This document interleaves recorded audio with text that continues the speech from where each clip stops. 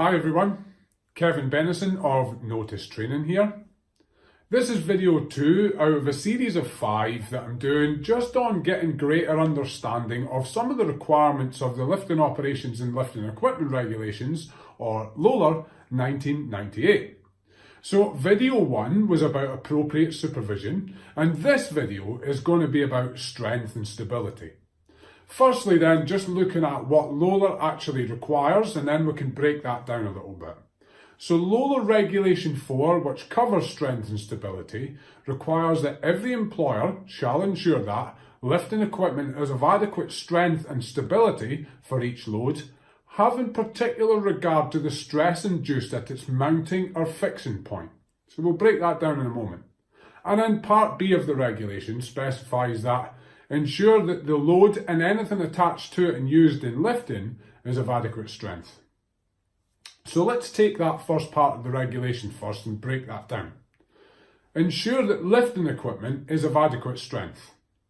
Well, of course, as a user, that essentially means quite simply that you are going to make sure that the load that you're lifting is within the rated capacity of the equipment being used, and of course you're using the equipment in the correct manner. So it's configured correctly. Then actually you just refer to the capacity charts for the rated capacity in that configuration and make sure that your load doesn't exceed that. The complete load, of course, and thinking about things like the hook, block and lifting accessories as well.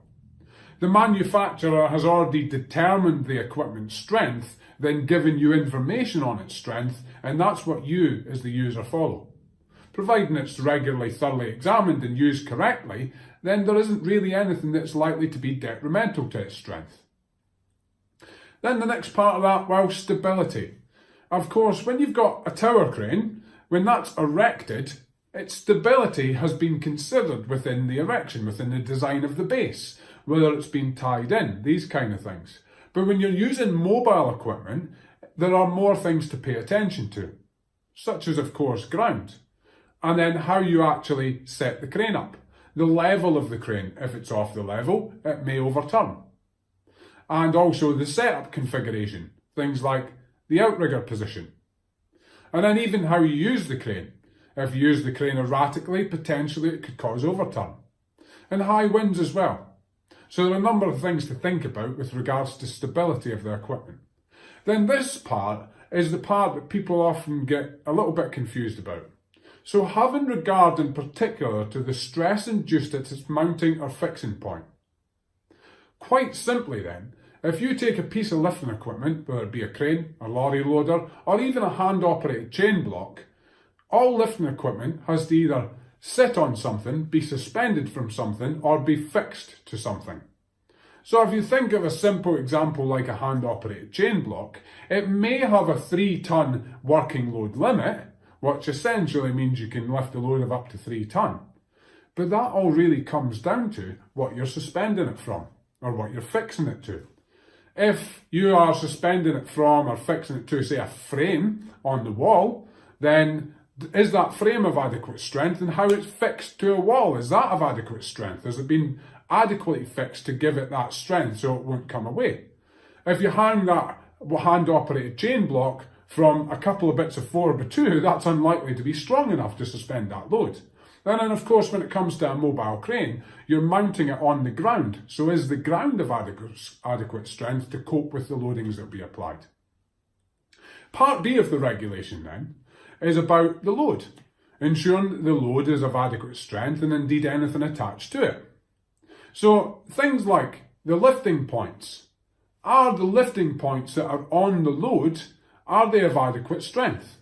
Now, if you've got a load that's actually been designed for being lifted, then the manufacturers will generally provide information on how to lift it to make sure that you're not jeopardising the strength or the structural capability of the load, or indeed the lifting points. The lifting points may be facing in a certain plane, so you've got to lift off of it at that angle, or indeed lift off of them vertically.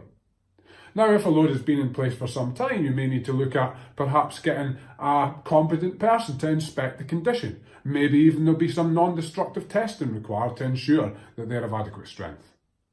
Also, what else you got to think about with regards to the load, is it going to stay complete? Are there any parts that can fall off when you start lifting the load? And another point as well is thinking about the actual structural strength of the load. If you try and lift it in a conventional slinging method, perhaps by putting a choke hitch on it, are you potentially going to crush the load, causing parts of it to fall off? Anything like that. Or maybe even worse, come out the slings. So in some cases you may need to use something like a spreader beam arrangement to prevent that kind of thing happening. So that's just a simple overview of Regulation 4, Strength and Stability, just a basic understanding of it to help you so that you can easier comply with it.